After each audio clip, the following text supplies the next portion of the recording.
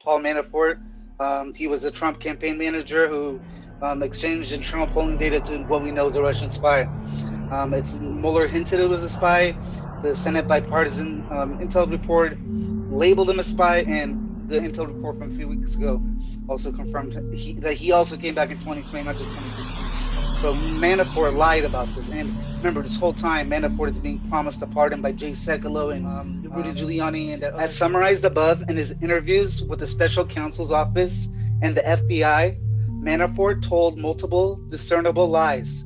These were not instances of mere memory lapses. If the defendant contends the government has not acted in good faith, the government is available to prove the false statements at a hearing. Further, to the extent that the defendant contests specific false statements that implicate ongoing investigations, the government is available to provide relevant evidence to the court. Okay, so this is in regards to the polling data, the sharing of the polling data. Manafort also lied to the government about his sharing of internal campaign data with Kalimnik. Manafort said that while working on the 2016 presidential campaign, he did not tell his colleague Richard Gates to share internal campaign polling data with Kalimnik.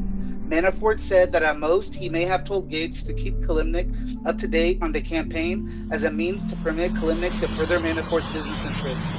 However, evidence, including email communications and testimonial evidence, demonstrates that Manafort authorized dissemination of the specific information. Like I said, there was a lot of hints in the Mueller report that the specific states that were discussed, especially at the cigar bar. Imagine Konstantin Kalimnik. He was in Ukraine, Russia, flew out to Russia, and then took his train from Washington to New York in the middle of the night to meet with Paul Manafort and Rick Gates secretly at a cigar bar. Same building, Jared Kushner, the 666 building.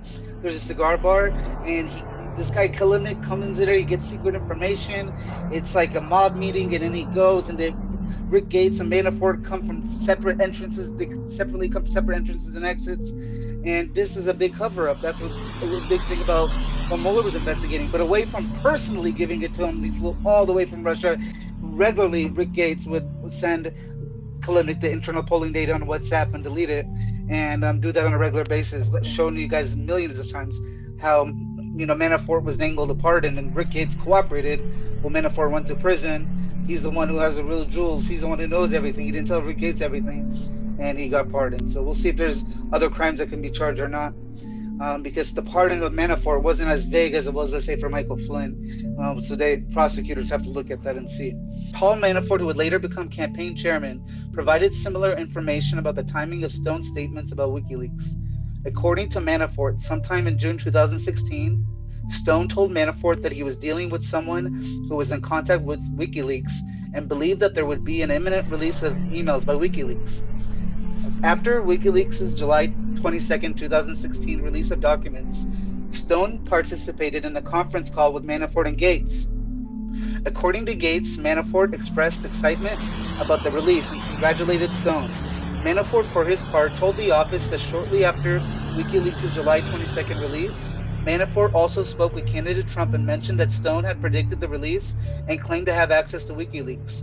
Candidate Trump responded that Manafort should stay in touch with Stone. Manafort relayed the message to Stone, likely on July 25, 2016. Manafort also told Stone that he wanted to be kept apprised of any Konstantin Kalimnik being a Russian asset. Mueller suggested he had ties to Russian intelligence, as I mentioned before, but when it went to the bipartisan Senate committee in Congress, they labeled him a Russian spy, and the recent intelligence report did as well. So we know that Paul Manafort provided internal polling data and also had Kalimnik flew out from Russia to see him and Rick Gates at a cigar bar in New York, took a train from DC to there. Lots of crazy stuff we don't even know about. We don't even know 10% of stuff out there. During Manafort's prosecution, when the jury in his criminal trial was deliberating, the president praised Manafort in public and said that Manafort was being treated unfairly and declined to rule out a pardon. After Manafort was convicted, the president called Manafort a brave man for refusing to break and said that flipping almost ought to be outlawed. During Manafort's prosecution, while the jury was deliberating, the president repeatedly said that Manafort was being treated unfairly and made it be known that Manafort could receive a pardon. In an interview on November 28, 2018, the president suggested that it was very brave that Manafort did not flip. If you told the truth, you go to jail. You know this flipping stuff is terrible. You flip and you lie and you get, the prosecutors will tell you 99% of the time They can get people to flip. It's rare that they can't. But I have three people: Manafort, Corsi. I don't know Corsi, but he refuses to say what they demanded. Manafort, Corsi, and Roger Stone. It's actually very brave. In response to a question about the potential pardon for Manafort, the president said it was never discussed, but I wouldn't take it off the table. Why would I take it off the table?